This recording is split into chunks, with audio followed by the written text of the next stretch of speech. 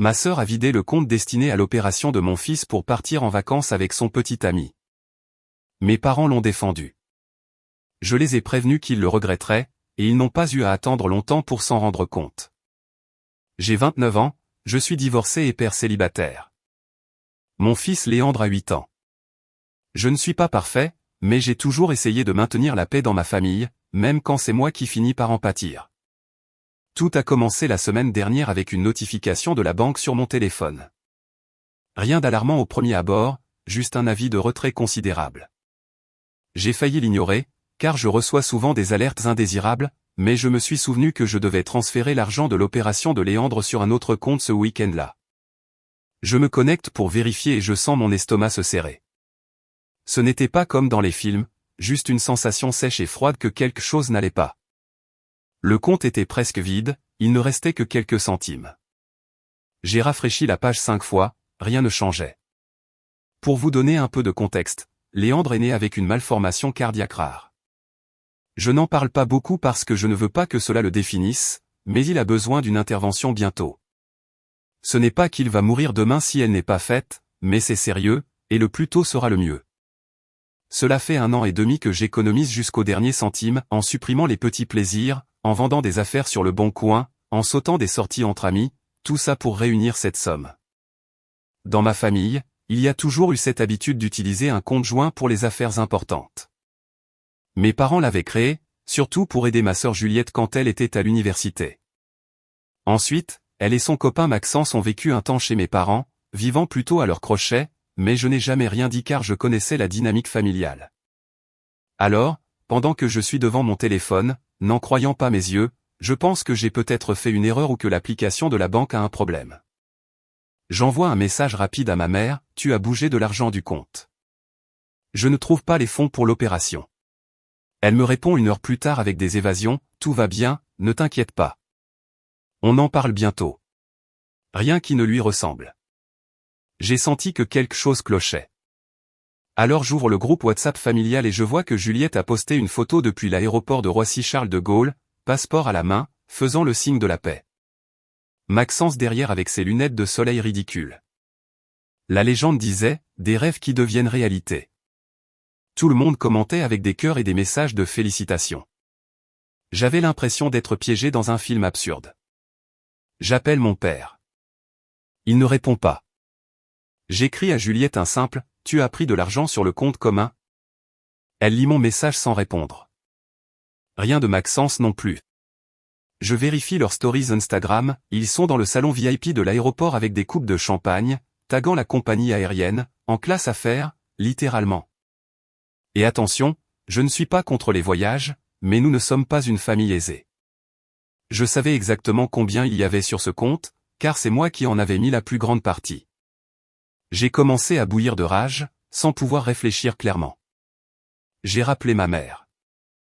Elle a décroché en feignant d'être fatiguée, comme si je la dérangeais en plein après-midi. Je lui ai demandé directement, « Juliette a utilisé l'argent de l'opération de Léandre ?» Elle me répond, « Ce n'est pas seulement ton argent, Mathieu, c'est l'argent de la famille. » J'ai répliqué, « De quoi parles-tu ? Léandre a besoin de cette opération dans moins d'1 mois. » Elle a soupiré et a dit que Juliette avait traversé beaucoup de choses, qu'elle n'avait jamais fait de vrai voyage avec Maxence, qu'elle méritait d'en profiter un peu. Je suis resté silencieux. Je ne pouvais pas croire qu'elle justifiait cela. Je lui ai dit que ce n'était pas bien et elle m'a sorti le vieux discours de « la famille partage tout ». J'entends cette phrase depuis que je suis enfant. Chaque fois que Juliette avait besoin de quelque chose, je devais me taire. Je lui ai dit, ce n'est pas la même chose. C'est pour Léandre, ce n'est ni pour moi ni pour des vacances. Elle s'est mise sur la défensive, disant que ça s'arrangerait, que je ne devais pas faire de scandale. Le bonheur de ta sœur compte aussi, m'a-t-elle dit. J'ai raccroché. J'avais les mains qui tremblaient, mais pas de peur, de rage. J'ai passé les heures suivantes à envoyer des messages et à appeler, essayant d'obtenir une réponse de Juliette. Rien. Elle a publié un selfie depuis l'avion avec un emoji du drapeau espagnol. Maxence avec les pieds en l'air, souriant. J'ai ressenti une fureur profonde. Je suis allé directement au pavillon de mes parents. Ils regardaient la télévision comme si de rien n'était. Je leur ai demandé en face, avez-vous permis à Juliette d'utiliser l'argent de l'opération de Léandre pour son voyage? Mon père a haussé les épaules. Juliette voulait faire ça depuis des années. Elle le mérite. Léandre est fort. On récupérera l'argent. J'ai ri pour ne pas pleurer. Ma mère a dit, ne sois pas dramatique. Ce n'est pas comme si on t'avait volé. Je lui ai dit que c'était exactement ce qu'ils avaient fait. Elle s'est levée, s'est mise en face de moi et a lâché, tu te victimises toujours. Tu n'es pas le seul à avoir des problèmes. J'ai haussé la voix pour la première fois depuis longtemps et j'ai dit, si l'opération de Léandre est retardée à cause de ça, je ne vous le pardonnerai jamais. Elle a levé les yeux au ciel et m'a dit de grandir. Juliette a appelé en visio depuis l'Espagne, un verre à la main, souriant comme si de rien n'était. Elle a dit, pourquoi ton gamin devrait-il compter plus que notre rêve? J'ai failli jeter le téléphone. Maxence riait en arrière-plan. Mes parents n'ont rien fait. Je leur ai dit, vous allez le regretter plus tôt que vous ne le pensez. Ma mère a essayé de me prendre le bras. Je me suis dégagé. Mon père s'est levé comme pour intervenir, mais s'est rassis. Juliette a raccroché en disant qu'elle était occupée. J'ai claqué la porte en sortant. Ma mère a crié, ne reviens pas tant que ça ne t'est pas passé. Je ne me suis même pas retourné. Alors oui, c'est fini. Je ne suis pas le distributeur automatique de la famille. S'ils veulent jouer au favoritisme, parfait. Ils vont voir ce qui se passe quand on en a vraiment assez. J'ai déjà commencé à séparer tout ce que je contrôle de ce compte commun, mais ce n'est que la première étape. Ce sont eux qui ont transformé ça en une question d'argent et de priorité. Maintenant, je vais leur faire comprendre ce que signifie me perdre. Et peu m'importe s'ils disent que je suis égoïste ou que j'exagère pour une fois. Ce qui va suivre ne sera pas beau à voir, mais après cette nuit, je ne compte plus me retenir. Mise à jour. Après la confrontation chez mes parents, je suis parti sans regarder en arrière. Je ne suis même pas rentré directement à mon appartement. J'ai commencé à rouler sur le périphérique sans but précis, essayant de comprendre comment ma propre famille avait pu s'asseoir tranquillement et me dire que l'argent pour l'opération de Léandre n'était pas aussi important qu'une opportunité de voyage pour Juliette. Oui, ça semble absurde en l'écrivant, mais c'est exactement ce qui s'est passé. J'espérais que quelqu'un m'appelle, qu'il se ravise, mais non, un silence absolu. Sur le groupe familial, seule une image stupide d'un chien couvert de poils a bougé. Rien sur l'argent. Le lendemain matin, Léandre m'a demandé des pancakes. J'étais devant la poêle, complètement ailleurs, me demandant ce qu'il était advenu de ma vie. Une notification a sonné. C'était une nouvelle publication de Juliette sur Instagram, elle et Maxence à Madrid, trinquant avec du jus d'orange devant un vieil immeuble comme s'ils avaient gagné au loto. Elle avait tagué ma mère. J'ai regardé les commentaires, toutes ses amies disaient « tu le mérites » et ma mère laissait des cœurs. Au début, ça m'a presque fait rire, car ils n'essayaient même pas de cacher ce qu'ils avaient fait. J'ai montré la photo à Léandre, il l'a juste regardée, a haussé les épaules et a dit « c'est ta sœur, n'est-ce pas ?» Je lui ai répondu que oui, c'était elle, et il s'est reconcentré sur ses pancakes. Il est trop petit pour tout comprendre, mais le jour viendra où il comprendra. À ce moment-là, je me suis dit, s'ils agissent ainsi, je ne compte pas rester les bras croisés. J'ai commencé à faire une liste mentale de toutes les choses que je payais et qui leur profitaient directement ou indirectement. Le forfait téléphonique familial était à mon nom, les comptes partagés des plateformes de streaming aussi, l'assurance de la voiture de ma mère, qu'elle n'a jamais transférée, était toujours liée à mon compte. Même la box internet de la maison de mes parents était à moi, sans parler du Spotify familial.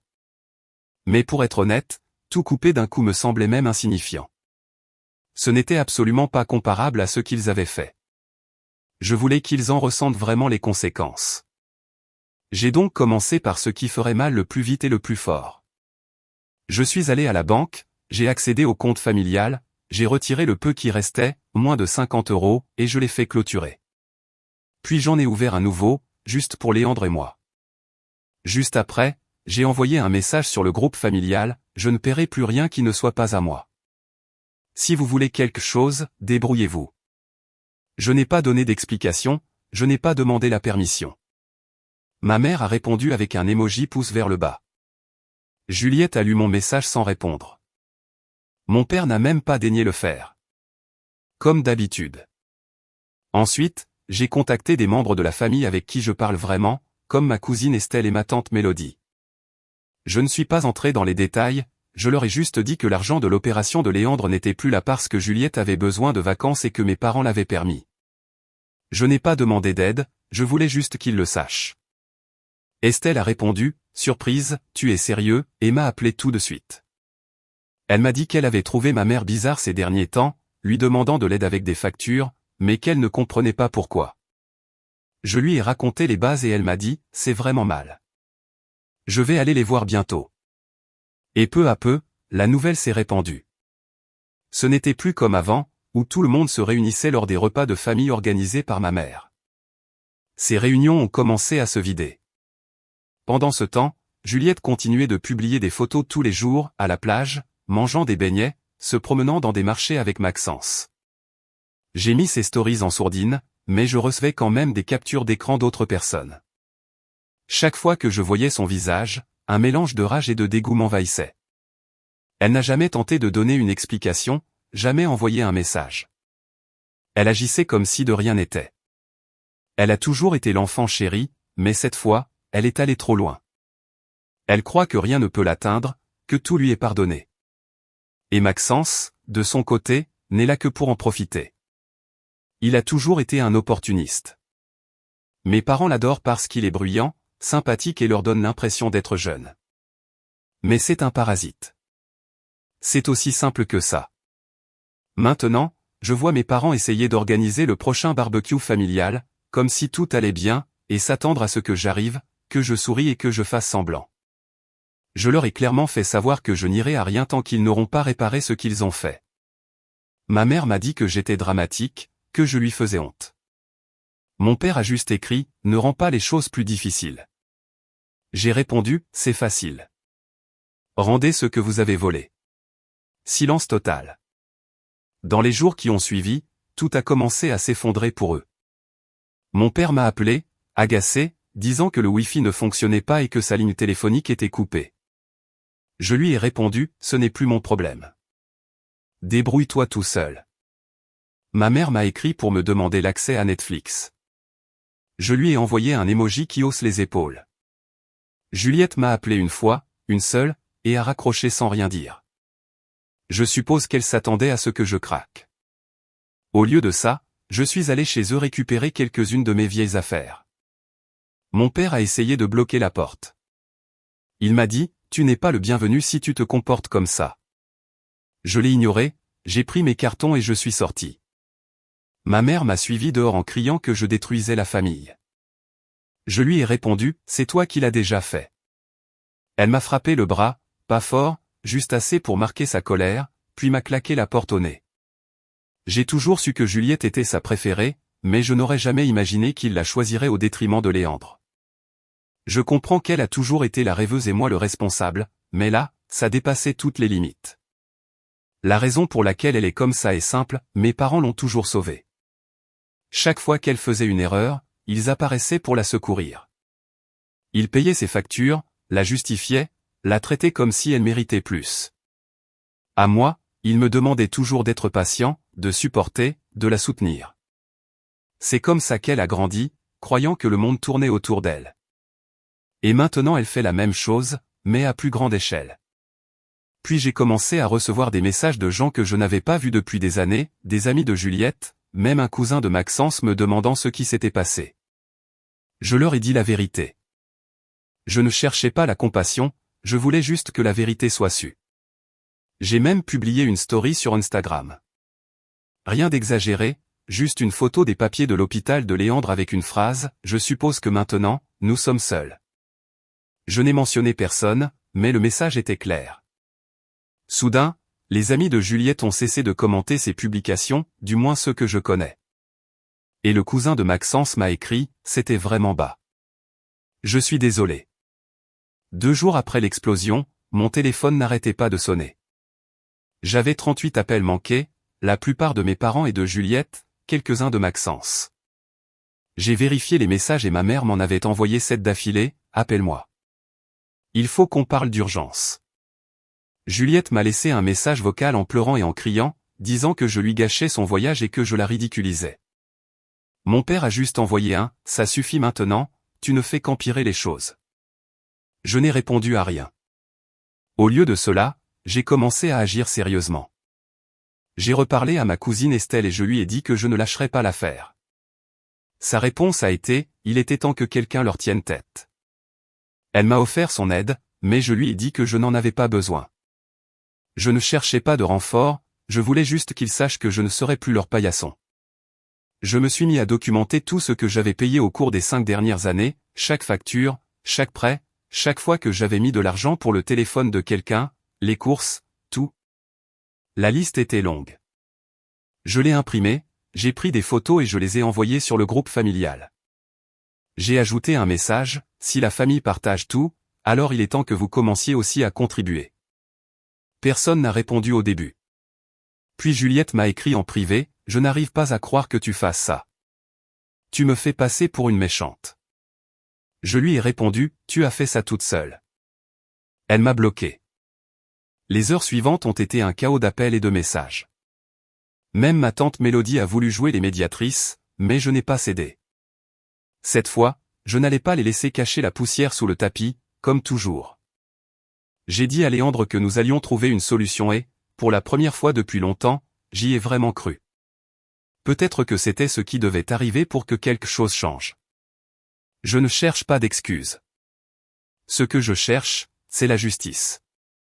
Alors oui, ça ne fait que commencer. Et pour être honnête, les voir s'agiter maintenant, essayant de comprendre ce qui se passe, me donne la certitude qu'ils ressentent enfin, ne serait-ce qu'une partie du mal qu'ils m'ont fait. Ce n'est pas terminé.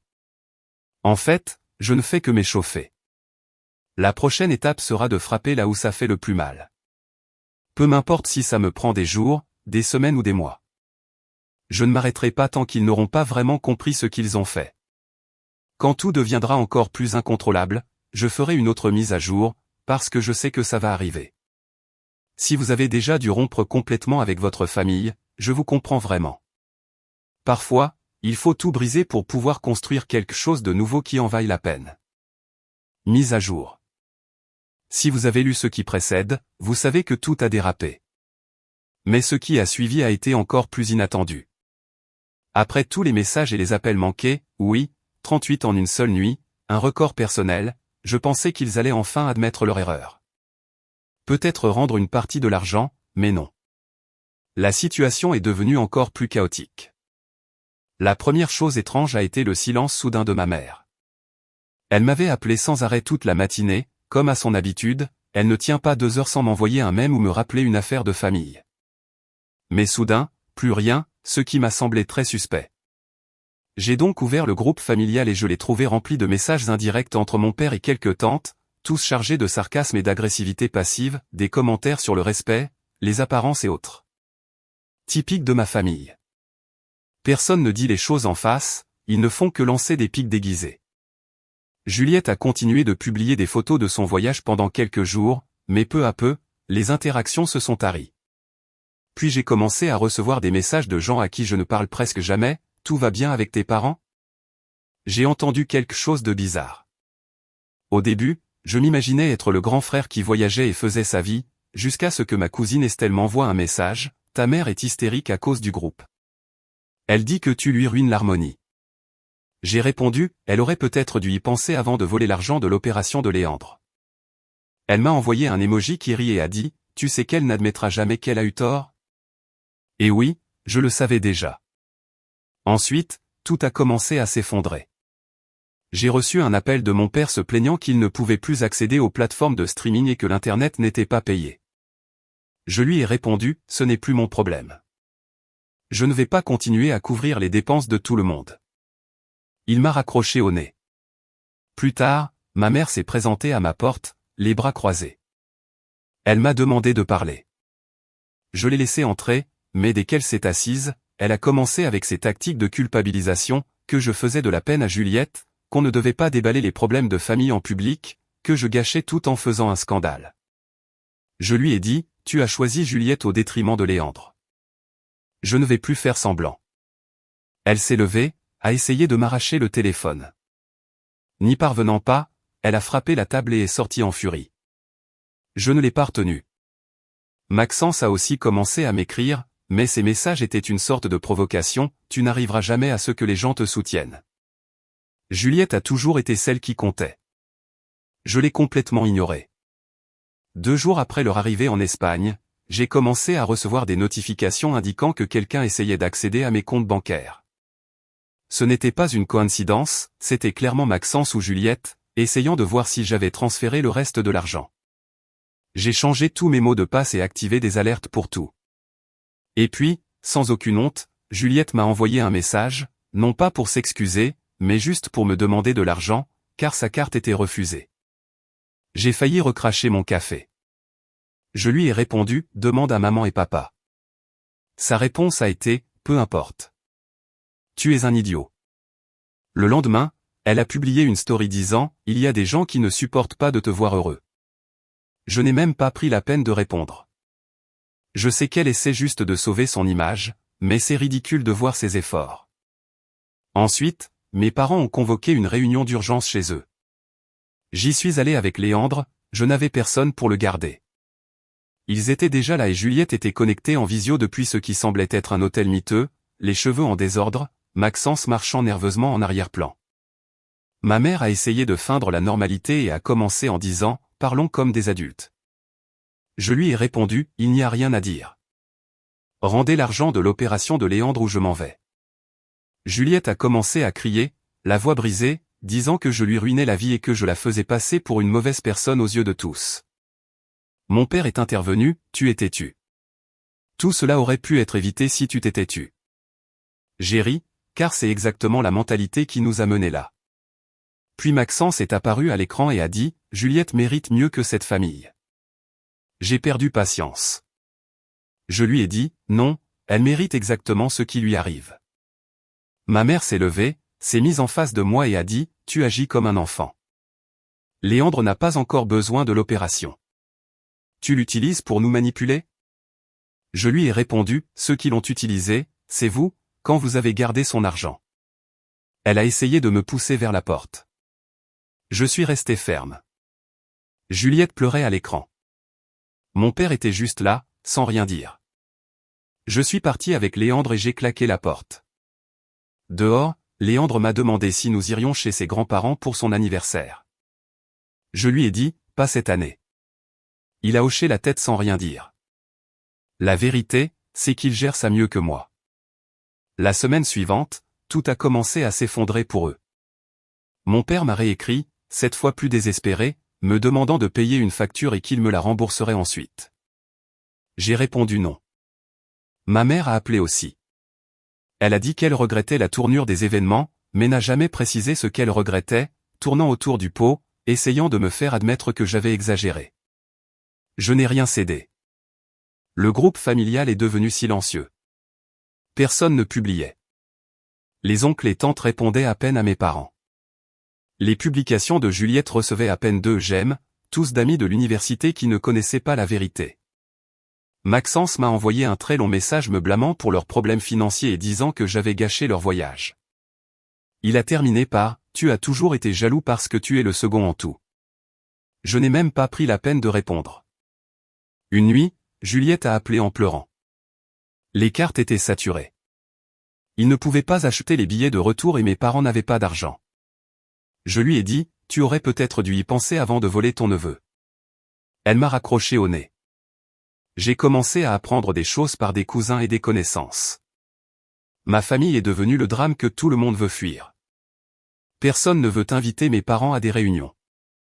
Les anciens amis de Juliette ne la contactent plus. Même les amis de Maxence s'éloignent. Ce n'est pas un scandale public, c'est simplement la conséquence de leurs actes.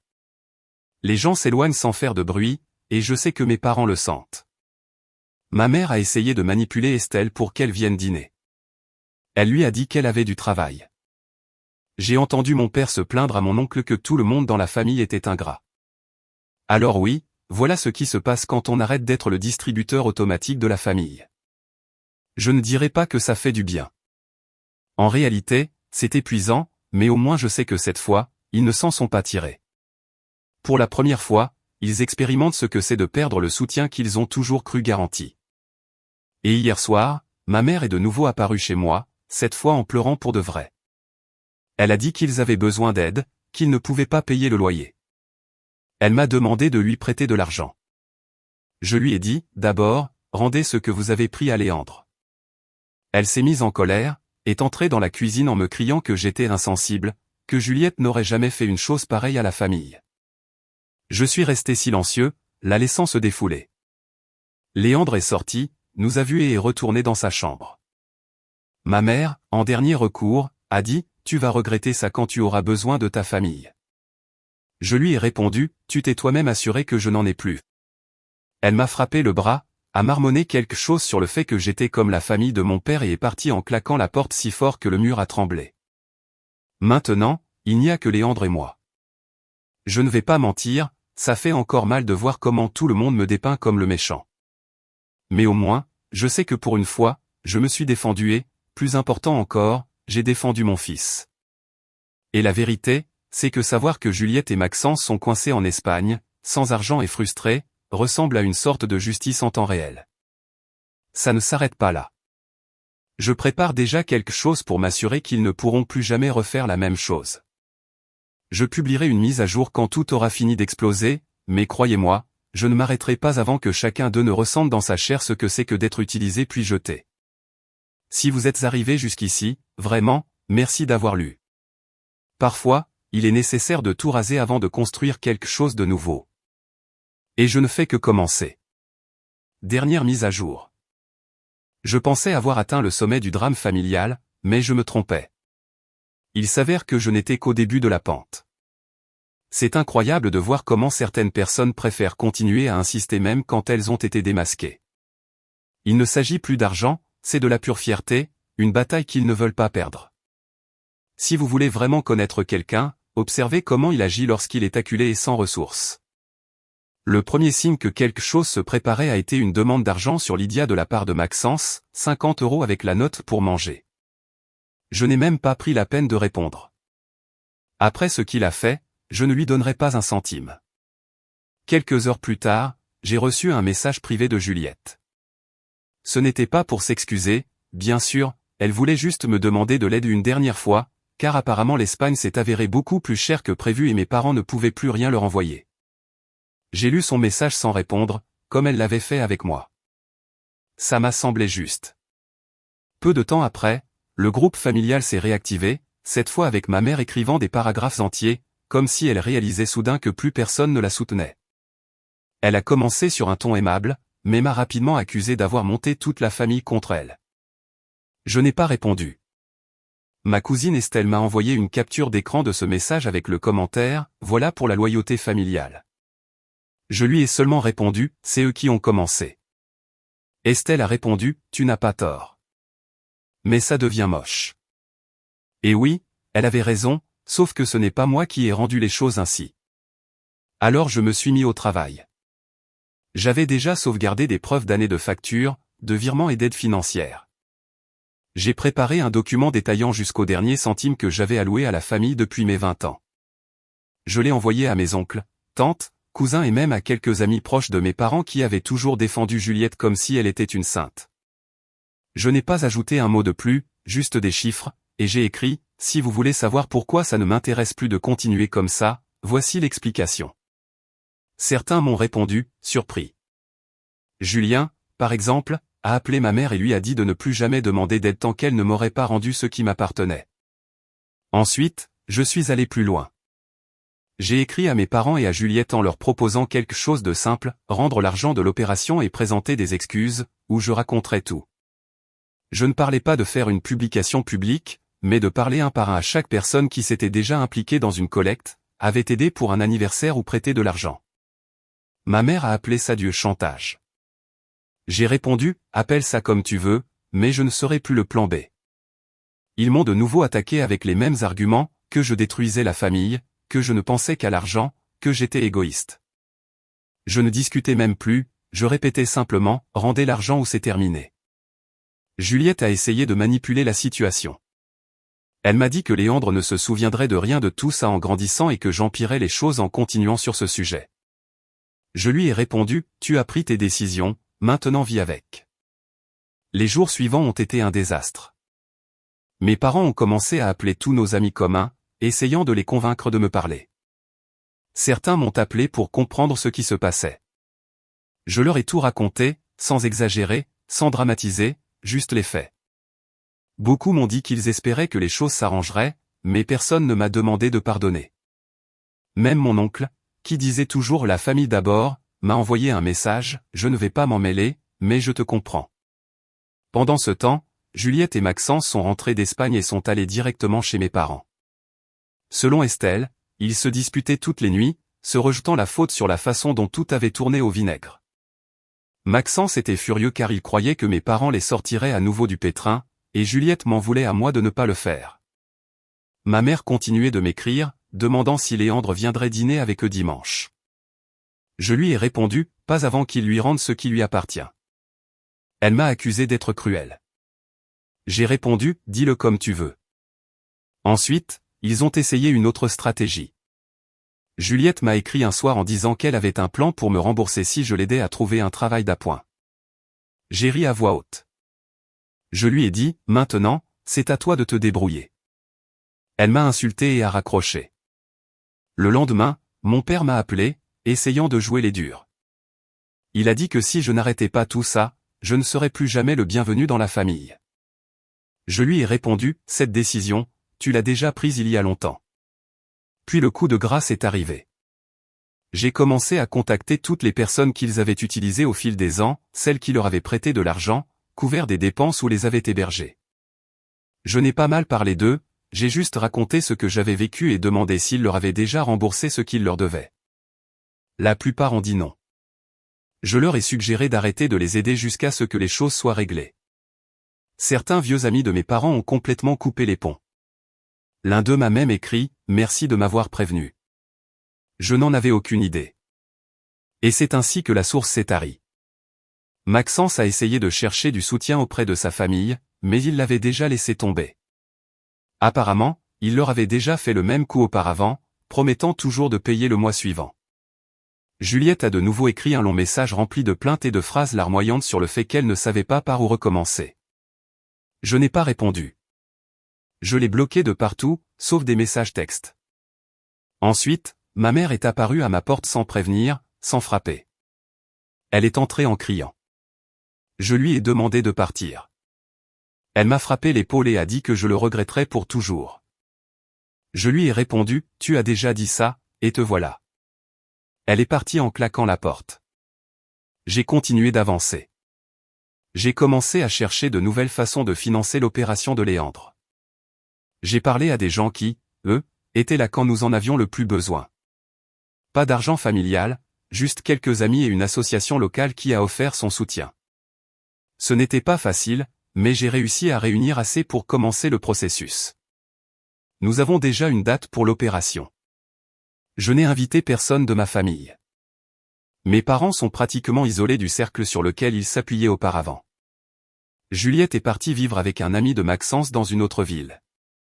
Je n'ai plus de nouvelles d'elle. Ma mère appelle parfois, laisse des messages culpabilisants que j'efface sans les écouter. Mon père n'appelle même plus. Parfois, je me réveille encore avec l'envie d'appeler l'un d'eux, comme s'il restait quelque chose à régler. Mais ensuite, je me souviens de chaque silence, de chaque excuse, de chaque moment où ils m'ont laissé seul quand j'avais le plus besoin d'eux, et l'envie me passe. Je n'attends pas de rédemption ni de résolution émotionnelle. Je ne cherche pas à ce qu'ils reviennent repentants ni que quelqu'un frappe à ma porte, en larmes, avec des excuses écrites d'une voix tremblante. Ce chapitre est terminé, non pas avec un claquement de porte ou des feux d'artifice, mais avec la certitude qu'il y a des cycles qui ne doivent pas se répéter. Léandre va bien, et c'est ce qui compte. Il grandit entouré de personnes qui prennent soin de lui, non pas parce qu'elles en ont l'obligation, mais parce qu'elles choisissent d'être là. Nous avons construit quelque chose de petit, mais d'honnête, loin du bruit et des dettes déguisées en affection. Je ne sais pas s'ils changeront un jour, peut-être, mais ce n'est plus mon problème, car la véritable conclusion ne vient pas d'excuses, mais de la décision de ne jamais revenir en arrière. Et j'ai déjà choisi de continuer à avancer. Cette histoire vous a plu? Laissez un commentaire et abonnez-vous pour soutenir la chaîne. D'autres histoires arrivent bientôt.